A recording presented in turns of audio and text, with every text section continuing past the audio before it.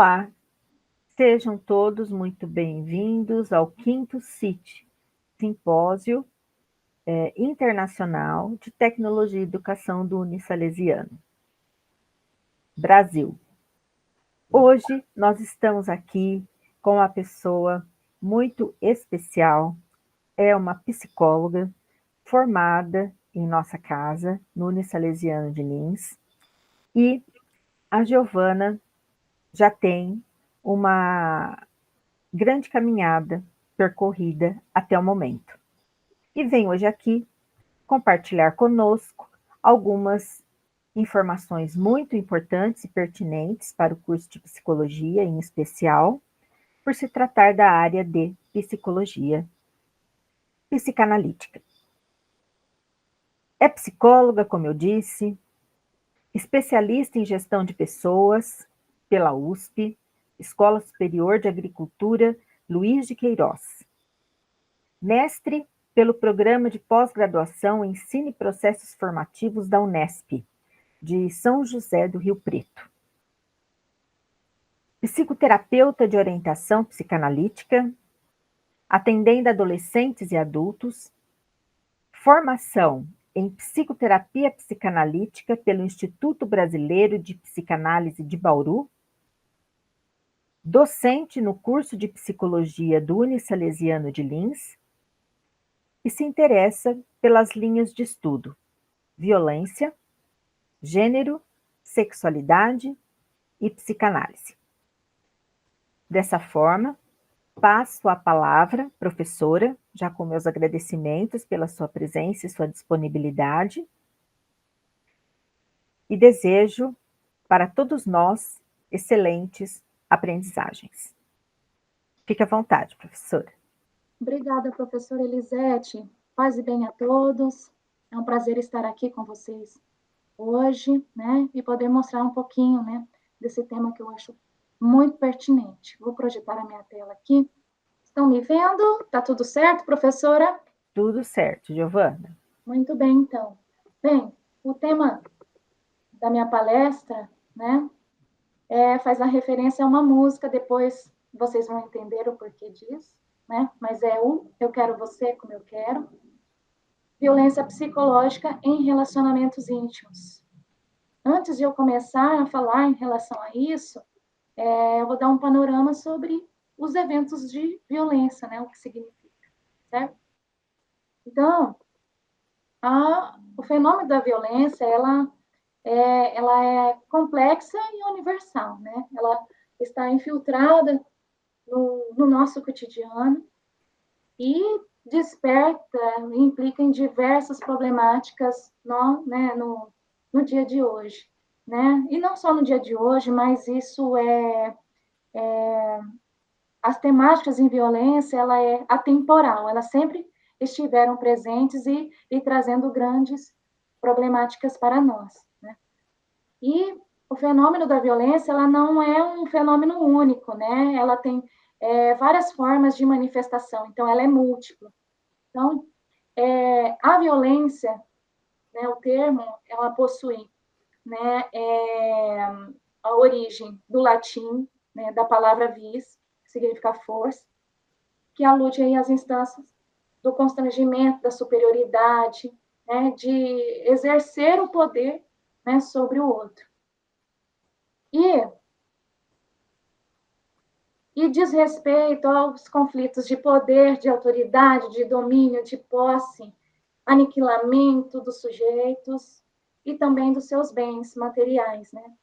E as formas mais aterrorizantes e condenáveis da violência, ela encobre outras, né, mais insidiosas que são perpetuadas, né, ao longo do tempo por diversas instituições, né, que são, né, colocadas assim, tidas como um bom mocismo, né, mas na verdade, né, tem, né, uma implicação e uma produção muito forte, né, de fenômenos e atitudes violentas. Né? E dentro do conceito de violência, a Minayo, ela traz que ela abrange tanto o âmbito individual quanto coletivo. Né? Então, ela vai passar por 3 lugares: pela violência física, a econômica, a moral e a simbólica. A física está relacionado diretamente à integridade corporal, né? Que me atravessa através de agressões, homicídios, torturas, roubos. Na econômica, é o desrespeito e apropriação de bens materiais de outras pessoas. E na violação moral e simbólica, se refere à dominação cultural, que vai desrespeitar, né, a dignidade, o direito das outras pessoas e a autodeterminação. Né? E é onde que entra aqui a violência psicológica. E a violência contra a mulher, né, mais especificamente, porque as mulheres são os sujeitos, né, que são mais acometidos por situações de violência e mais suscetíveis a isso, ela é caracterizada como qualquer conduta que é baseada no gênero, né, que vai ocasionar aí um sofrimento psicológico, físico, de cunho sexual, patrimonial, moral, tá certo? E esse fenômeno ele é justificado, né, por meio de um sistema complexo que vai advir tanto de fatores culturais, biológicos e sociais, né? Isso, o fenômeno da violência ele não está descolado da cultura. A gente não pode ver ele como um fenômeno isolado, né? Mas altamente influenciado, né? Pelos os processos culturais e a nossa sociedade, a formação da nossa sociedade. Diante disso, né? Nesse panorama histórico da violência, o que seria a violência psicológica, né? E ela é entendida, né, conforme a Lei Maria da Penha 11.340, lá no artigo 7º, traz esse conceito, que está aqui sendo projetado para vocês, que é entendida como qualquer conduta que cause dano emocional e diminuição da autoestima, ou que lhe prejudique e perturbe o pleno desenvolvimento, que vise degradar ou controlar as ações de mulheres, comportamentos, crenças, decisões, mediante ameaça, constrangimento, humilhação, manipulação, isolamento, vigilância constante, perseguição, insulto, chantagem, ridicularização, exploração, limitação do direito de ir e vir, ou de qualquer outro meio que lhe cause um prejuízo à saúde psicológica e à autodeterminação. Isso está na Lei Maria da Penha, tá certo?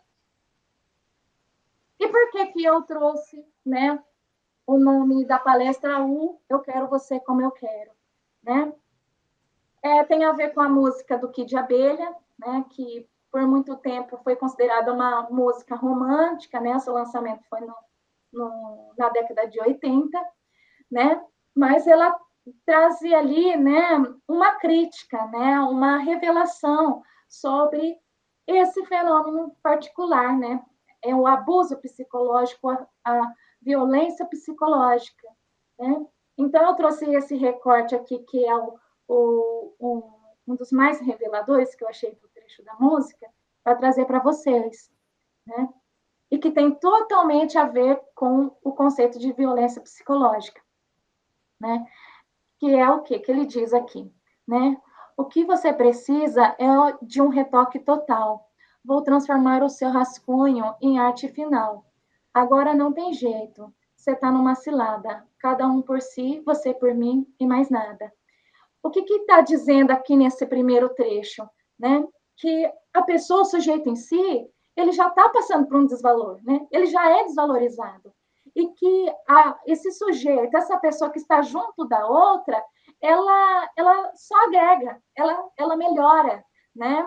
E ela desenvolve esse sujeito que está muito ruim, né? Então tem um deteriorar aqui da autoestima, né?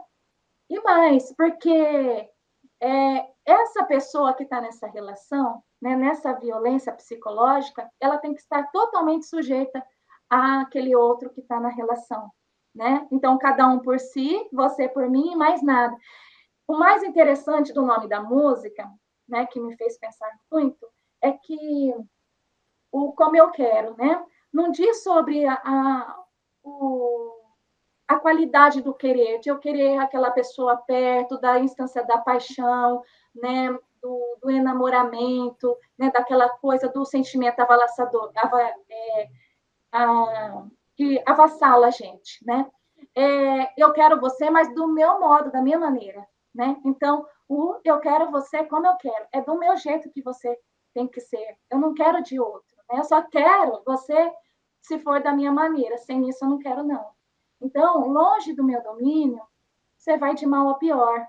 Vem que eu te ensino como ser bem melhor. Então, percebe, né, que a pessoa se coloca como detentora da saúde, né, a máxima de ser um ser perfeito, né, e que sem ela a pessoa não é nada, né, e que com ela tudo vai bem, né. Então, essa música ela é representativa de como, né, se daria e a violência psicológica. Inclusive, essa música ela foi baseada, né, numa história real do baterista da banda, né, do Kid Abelha, porque ele tinha uma namorada, né, muito manipuladora, muito controladora, que incentivava, queria, né, é, que o baterista saísse da banda, né, e que vivesse, né, à mercê dela.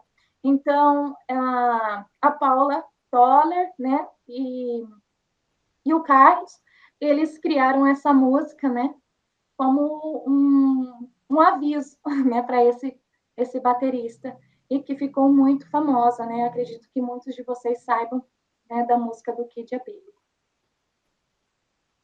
E a manifestação da violência psicológica, como que ela se dá? Ela aparece em forma de privação dos direitos daquele sujeito. Então, a pessoa ela passa a não ter mais o direito, isso vai sendo muito sutil, vai começando gradativamente. Ela vai perdendo a possibilidade de opinar, de escolher, de manifestar os seus valores, até mesmo as suas crenças religiosas. Ela vai meio que perdendo a própria identidade, né? Então, eu coloquei aqui que a vítima ela é carcereira e prisioneira dentro do seu próprio lar. Ela passa a não mais opinar sobre a sua própria vida, né? Então, a saída da sua residência precisa passar por uma avaliação e um, uma aceitação do parceiro, a escolha da religião do trabalho também, o tamanho, a cor do cabelo, o tipo de roupa, a vida financeira, o relacionamento com amigos e familiares, tudo fica sujeito à avaliação e critério desse agressor, né, desse sujeito que está praticando a violência psicológica. E conforme Trindade, né, as atitudes do agressor, ele aparece como críticas constantes em relação ao modo da mulher de agir, né? Como ela age, como ela se veste, como ela se porta, isso tudo para que ela se sinta inadequada e tudo que ela faz, ela passa a se sentir como se ela estivesse sempre errada, né? E aí, por sua vez, isso acaba gerando uma grande culpa, né? Ela acaba se culpando por tudo, ela não acerta em nada, né? Ela é sempre culpada, inclusive pelas próprias ações, pelos próprios abusos que esse indivíduo comete com ela. E dentro disso da violência psicológica, esse agressor ele vai promover o afastamento da mulher, tanto do contexto familiar quanto dos amigos, para que ela se sinta sozinha, né? E aí, com medo da solidão, criar uma dependência do homem. Mas nem só isso, né? É um afastamento, mas para desempoderar aquela pessoa, de modo que essa pessoa ela não seja alertada sobre quem que se trata esse sujeito, esse indivíduo, né? Então, muitas das vezes, o que acontece aqui? Esse sujeito, ele manipula tanto, ele distorce tanto a situação, que ele vai começando a falar mal da família, começando a falar mal dos amigos, falando que essa família não quer aquela mulher bem, que eles não se importam com ela, que esses amigos, eles são invejosos, e com isso, a mulher vai passando a se acreditar, né? Nessas conversas, nessas produções, até que ela está completamente distante, né, do seu ciclo social e familiar. E os agressores, eles são perfeitos, eles gozam de uma sanidade mental, né? E, por se colocar como todo poderoso, eles vão buscar o quê? Degradar a intelectualidade da vítima, né? Para que ela se torne ali um alvo, né? Para que ela se sujeite, para que ela seja subordinada a ele. Né? Então, quanto menos ela pensar e mais ela atender às expectativas, às pedidas desse sujeito, né? Mais dominação ele vai fazer com ela. Né? E isso vai deteriorando o quê? A identidade, né, da pessoa vítima de violência psicológica. E essa violência, em específico, ela tem uma eficácia sem igual, porque ela vai fazer com que a pessoa se sinta incapaz, inferior, culpada, né? Ela, como eu disse, responsável pelos atos do agressor, por todas as humilhações, as chantagens, os constrangimentos que ela faz, é tudo culpa dela, né? Então, ele vai promovendo essa degeneração dos aspectos da identidade da mulher, e com isso vai destruindo a autoestima, tudo aquilo que tem de bom nela, para ir enfraquecendo, ela ir perdendo a força, para que ela não saia dessa teia que ele mesmo cria para poder prendê-la.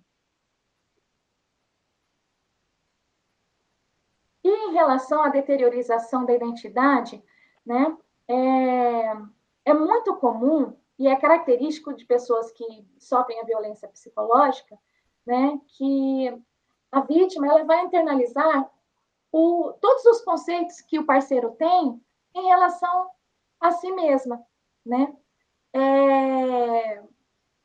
Então, ela vai internalizar as opiniões que o cônjuge tem dela, né? Vai incorporar também as vontades, os desejos dele, né? E aí acaba invalidando os seus. E aí, com isso, aquilo que era dela vai se perdendo no meio do caminho, né? E isso agrava mais a situação. E quando atingir esse nível, fica ainda pior, porque a vítima ela se integra ao agressor, né? E ela passa a se justificar em função dele. Então, até quando ela está sendo humilhada publicamente, ela está se justificando, ela está, né, se culpando pelas próprias ações do parceiro. E ela já não é mais vista como um ser que tem a sua subjetividade, a sua identidade, a sua vontade, os seus gostos, suas preferências. Mas ela é uma extensão do outro, ela é parte do outro. Né? Ela já não pertence mais a si mesma. Né? Então, ocorre o quê? Um fusionamento, né? E uma perda parcial da identidade, por aderir o quê? Os conceitos, as opiniões do seu próprio parceiro. E quais são os impactos dessa violência na vida da mulher? Né?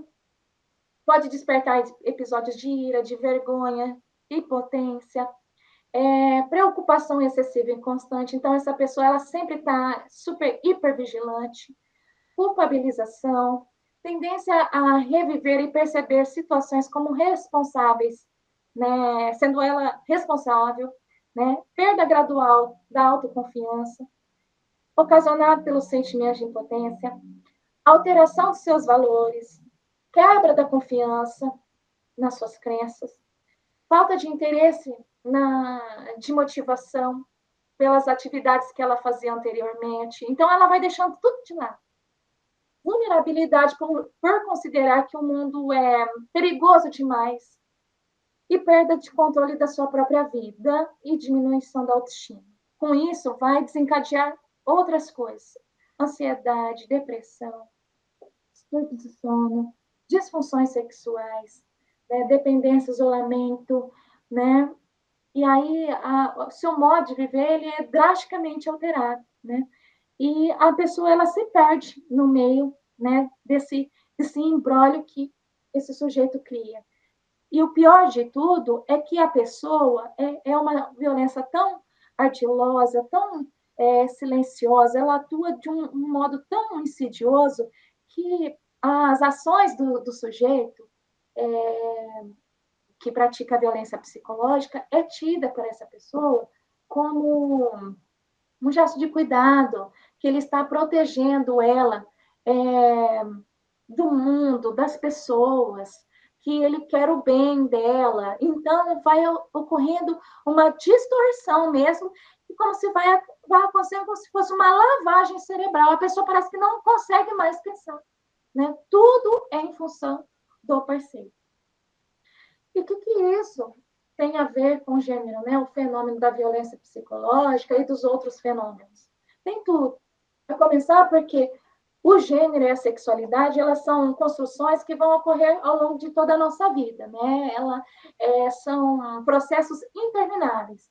Não há uma natureza, uma essência originária, mas há uma produção contínua e reiterada desses lugares. Então, a gente aprende a viver como homem e mulher, né? A partir de repetidos discursos, seja da escola, da família, da religião, das leis, da ciência, da mídia, né?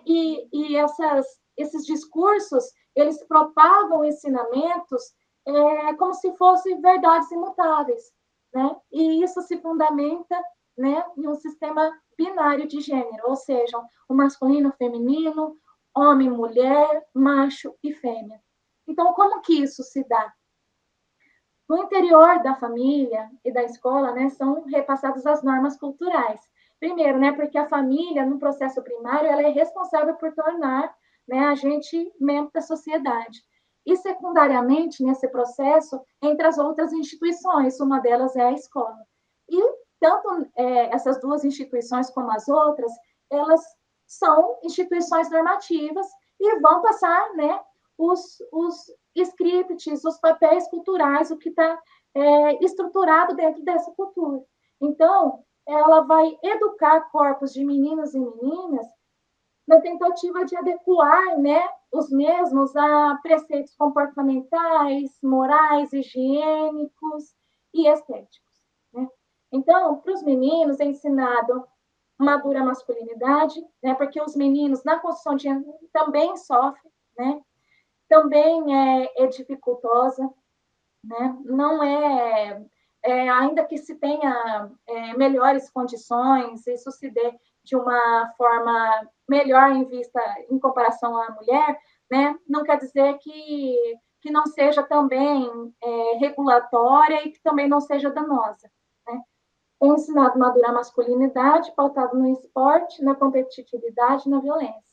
E para as meninas é ensinada né, a serem femininas, serem dóceis, né, sempre serem discretas, gentis, obedientes. Então, vocês percebem né, que o menino, ele tem um potencial aproveitado, ele possui maior liberdade para ser, já a menina não, né?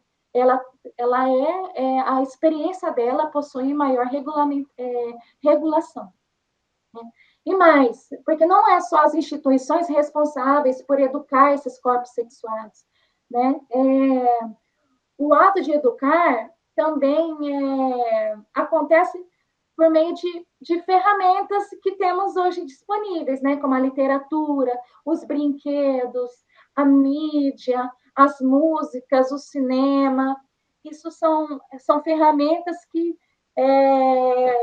fazem com que os indivíduos internalizem, aprendam e se reconheçam como homens e mulheres no meio social. Né? E nem só isso. Essas formas educativas, elas, além de regular e propor né, scripts, identidades, ela também vai regular e normalizar o desejo. Ou seja, ela vai transmitir parâmetros de com quem que a gente deve se relacionar, como que deve ser isso, quem eu devo ser dentro desse relacionamento, como que eu devo pensar. Né? Então, vocês percebem que está tudo conectado? Né? E lembrando que a construção de gênero, né, ela é baseada, né, nesse processo dos corpos sexuais. Né? A gente não pode perder isso de vista, mas não quer dizer que se reduza a isso e que isso não seja uma criação também né, da própria ciência. Então, a Louro diz que nessas pedagogias, o objetivo é produzir e fixar essas identidades, né, a partir do binarismo feminino e masculino, né, que se pauta na ideia o quê? De natureza, de biologia, da anatomia dos corpos, né? Então, se pauta nessa essência, né, originária, que é anterior a tudo, estereotipada, né? E que cabe a nós o quê? Apenas seguir essa receita, repetir, né? Então, com isso, a sociedade busca estabelecer uma divisão em rótulos, né? E nessa divisão vai ter uma distribuição desigual do poder, tanto para o masculino quanto para o feminino, né? E também vai buscar centralizar, né, uma identidade masculina normal e uma feminina, muito entre aspas, como eu coloquei aqui. E vai articular isso a um único modelo, né, de identidade sexual, né? E quando eu digo identidade sexual, isso conforme a Louro, se trata da nossa orientação do desejo, né? Ou seja, a única possível e normal autorizada para esse binarismo, né, nesse masculino e feminino, é a orientação heterossexual, certo?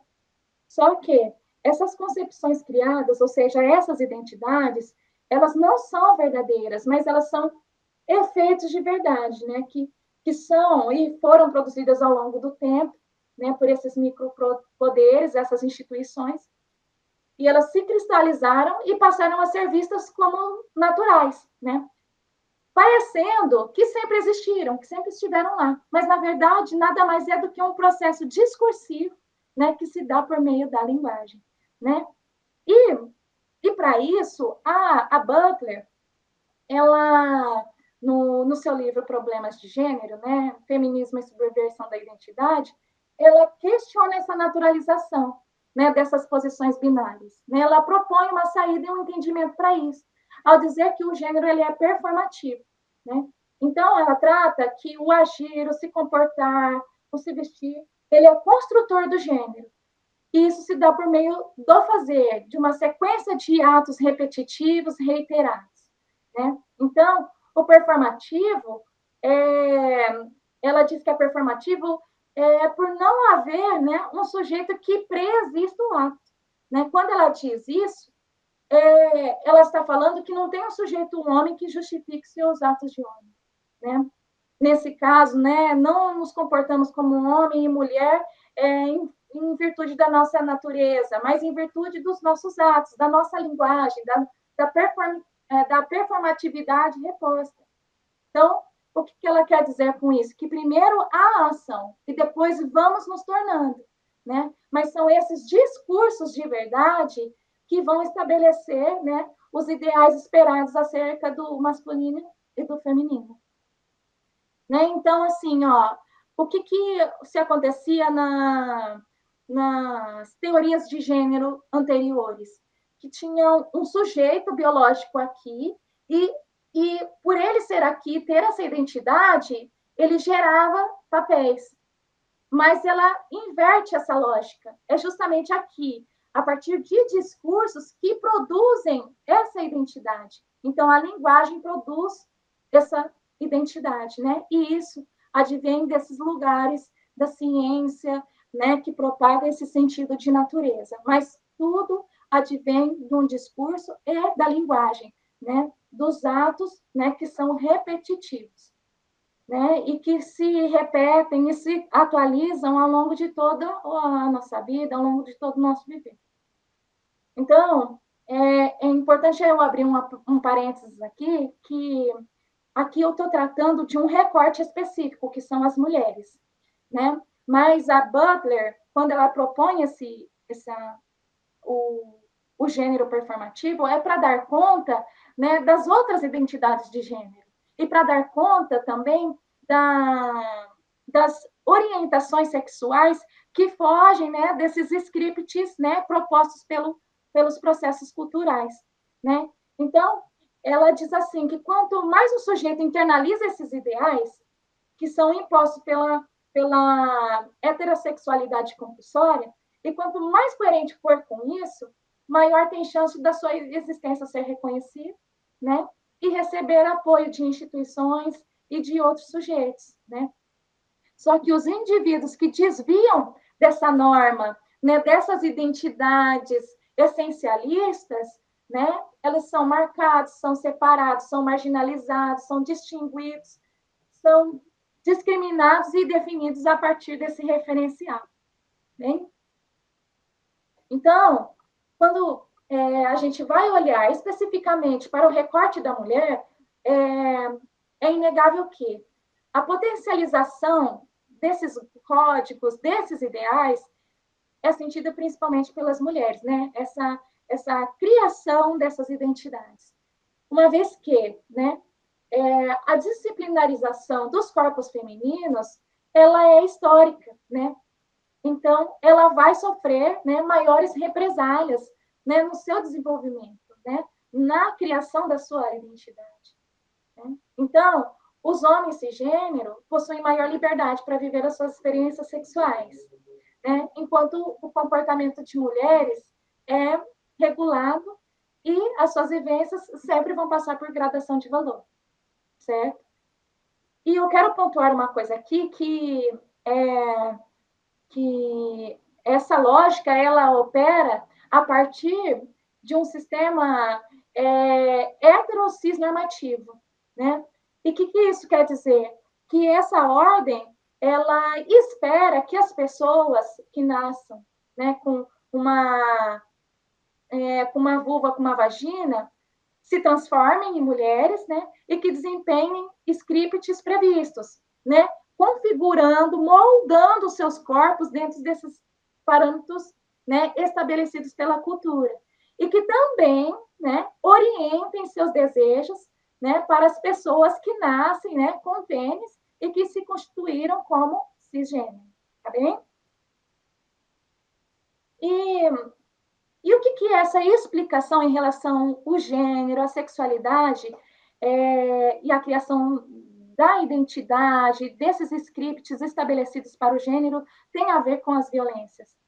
Tem a ver que esses processos violentos ele aparece sempre numa pedida, né? Uma reafirmação desses scripts sociais estabelecidos. É a tentativa, no caso do homem, de manter o poder que fora, né, atribuído para ele anteriormente, né? A partir do quê? Né? De uma sociedade, né, que foi construída a partir de moldes patriarcais, né, que conferem ao homem a melhor parte do mundo devido à sua crença de superioridade, né, a crença de superioridade do masculino. Então, para manter o poder, né, que foi atribuído a esses homens intacto, né, poder esse, né, que foi distribuído de modo desigual, tá certo? Quando a gente pega, e eu estou falando das mulheres em específico aqui, eu estou fazendo um recorte, né? Porque a gente não pode se esquecer que há outras formas de opressão, né? Quando se trata de uma mulher branca, ela vai sofrer um tipo de violência. Se trata de uma mulher negra, outro tipo, né? Se intensifica. Se é uma mulher lésbica, se intensifica mais. Então, assim, a leitura tem que ser interseccional, levando em consideração o gênero, né, a sexualidade, a religião, a raça, a etnia, né? E conforme essas categorias de opressão, e quanto mais a pessoa se encaixa dentro disso, né, mais violência ela vai sofrer. Só que aqui eu estou trazendo um recorte, que é o recorte de gênero. Né? E também não estou tecendo, né, especificidades dentro desse ser mulher, porque somos múltiplas, somos várias, né? Mas aqui eu estou pegando e fazendo uma generalização sobre, né, a mulher num sentido geral.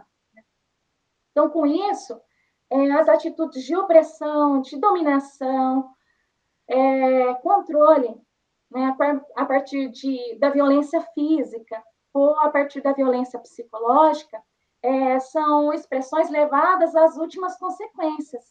São essas expressões que vêm desse poder que localiza e naturaliza atitudes machistas e violentas para com as mulheres. e isso faz com que as mulheres, né, a partir das questões de gênero, esteja desfavorecida e vulnerável a situações de violência, né? E o que cabe a nós como psicólogos, né, dentro dessa situação? Primeiramente, né, eu digo isso a meus alunos, estou dizendo a vocês também, que um bom psicólogo, ele não deve se ater somente às teorias psicológicas, né? Porque elas não explicam tudo, ela explica uma parte. E que o indivíduo, ele não pode ser recortado e isolado do meio social. Então, para formarmos bons psicólogos e para sermos bons, a gente precisa entender, né, de um funcionamento psicodinâmico, psicológico desse sujeito, e também entender das teorias sociais, entender que tem questões de gênero, de classe, de raça que atravessam todo o nosso viver, né? Essa é a primeira coisa. Uma outra coisa é que nós, psicólogos, estamos na linha de frente, né? Temos aí um lugar privilegiado para reconhecer, né, essas violências dentro dos nossos consultórios, né? Porque a gente tem o privilégio da escuta, da história daquele sujeito, né? Então, o psicólogo, ele vai atuar, né, com essa mulher que está com a identidade totalmente deteriorada, vai atuar no quê? Né? No fortalecimento dessa subjetividade, né? Porque muita coisa dela foi embora. Então, a gente vai emprestar a nossa parte, né, saudável, né? A gente vai ser, né, vamos fazer um bom holding, vamos ser mães suficientemente boas, conforme o Winnicott, e, e vamos promover um ambiente onde ela se sinta acolhida, não se sinta julgada, né? Porque não temos o papel aqui de ser delegado, de juiz, de advogado, não somos policiais, estamos aqui para acolher, né? E não julgar, né? Emprestar, né? Esse ambiente, emprestar um pouco do nosso psiquismo para fortalecer essa mulher, né, que está em situação de violência. Para o quê? Para mudar minimamente o curso da história. Só com a terapia vai ajudar? Não. Isso por quê? Porque um sujeito, ele é atravessado também, uma pessoa, por exemplo, que sofre e está em situação de violência, ela muitas vezes não tem aonde recorrer, né? Ela não tem como sair disso, porque muitas vezes ela não tem uma estrutura familiar, né? Ou o sujeito afastou ela completamente da família, ou ela não tem família, né?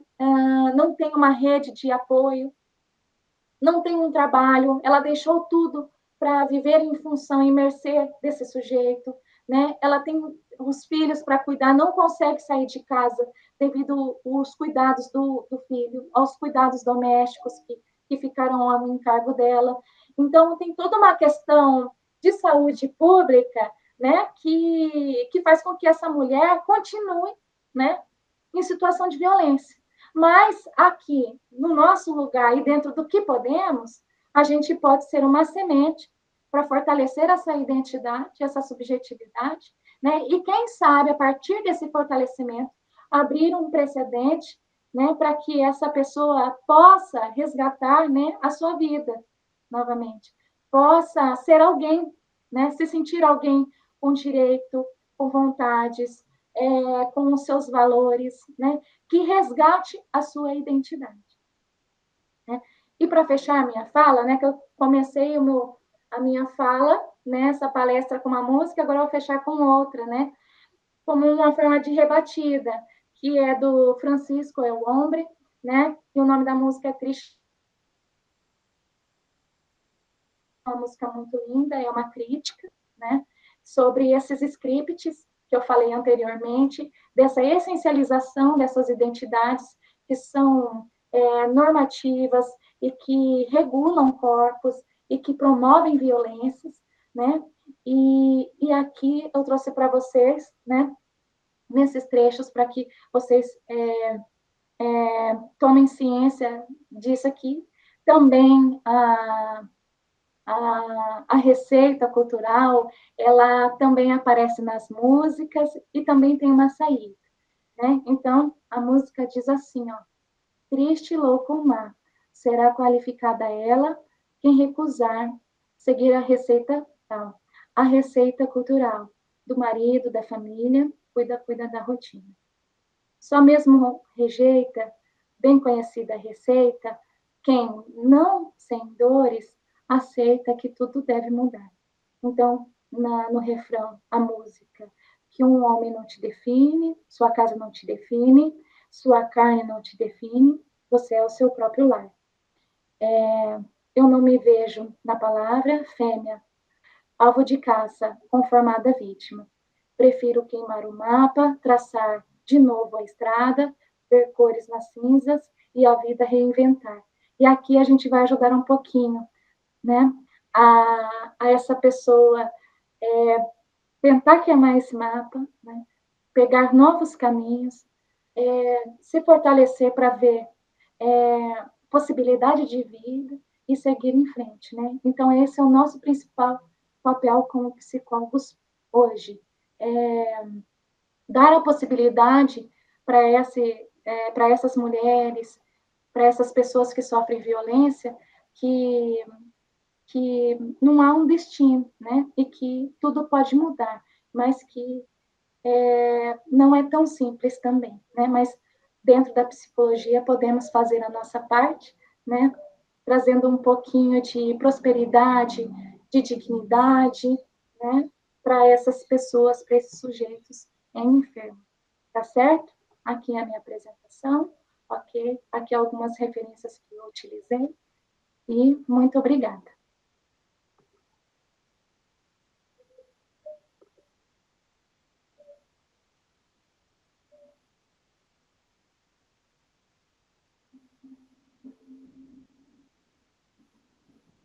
Oi, professora, seu áudio tá desligado.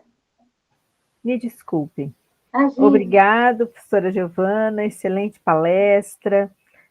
Gostei muito dos exemplos que você trouxe, né, para a discussão, as relações com as músicas, né, tão presentes em nossa vida e o quanto elas refletem a nossa realidade, né, e você trouxe isso muito bem na sua fala, e tenho certeza